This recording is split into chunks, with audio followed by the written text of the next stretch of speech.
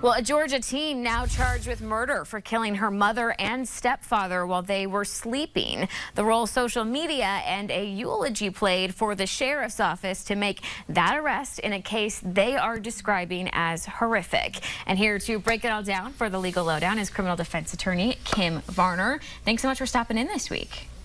Thank you for asking me. Of course. Okay, so for starters, what is Sarah Grace Patrick accused of doing?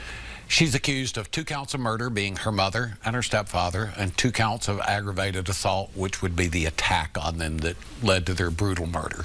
Yeah, this attack and the shooting, it happened back in February, but Patrick turned herself in earlier this month when she was notified of her arrest warrants. So why did it take so long to name her as a suspect? I actually think that was fairly quick after a murder, because the complicating factors they have is there is no murder weapon. There is no forensic evidence. I mean, it's not like they have fingerprints on shell casings or fingerprints on a gun or gun purchases. They don't have a weapon.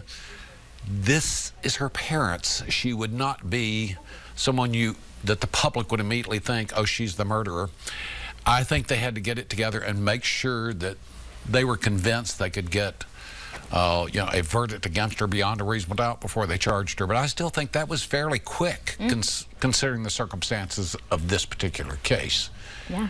Well, at her mother and stepfather's funeral, law enforcement said that her eulogy had raised red flags for them. So what are some of the things she said that deputies found bizarre? I think what was important, and this came, I think, started with a cousin or another relative.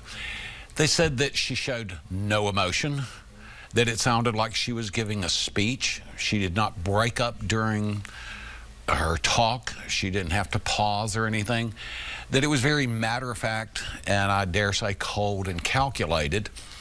That struck them as odd. But again, assuming for a moment she's innocent, if she found her mother and stepfather brutally murdered with her little sister, she could have been in shock and had no emotions at the time, but she showed no emotions, which in retrospect, both some of the relatives and the police found to be terribly suspicious. It just didn't feel right. Yeah, I think some of the things that raised red flags for them was, it kind of sounded like a thank you speech because she thanked a bunch of people who had helped her. But I think you could argue that also makes sense if she had just gone through the murder of her parents. Of course, you're going to lean on a support system. And she said, you know, I'm so sorry, which they said was an odd thing to say. But I mean, I think if your parents were found brutally murdered, you would feel sorry for them as well. So it is interesting for sure. Absolutely. But I think what they also picked up, she made the speech kind of about her, which I don't find to be particularly unusual. A 17-year-old is not experienced in how to do these. Right. It is awkward. She's had a death that she has experienced too.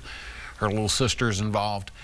Her mind was very logically racing and running 1,000 miles an hour. She reached out to thank people who had helped her get through this. And you know, from my perspective, or maybe later, maybe it was about her, but is that to be, how do you judge someone in those circumstances? That's tough. Yeah. I think another thing people thought was odd were kind of her pleas for help on social media in solving this crime if she had been the one to pull the trigger. What were your thoughts on that? It takes me back to Susan Smith in Union County many years ago. There was no social media at the time, but she was on TV begging and pleading for help when, in fact, she committed the crime. But these are 17-year-olds. This is a different generation. They're on social media for everything. And I've had several clients who have reached out to social media people who have some expertise in solving crimes. I don't find that unusual for a 17-year-old to rely on social media. And I mean, it's the old joke, if it's on the internet, it has to be true. There are people who actually believe that. Yeah.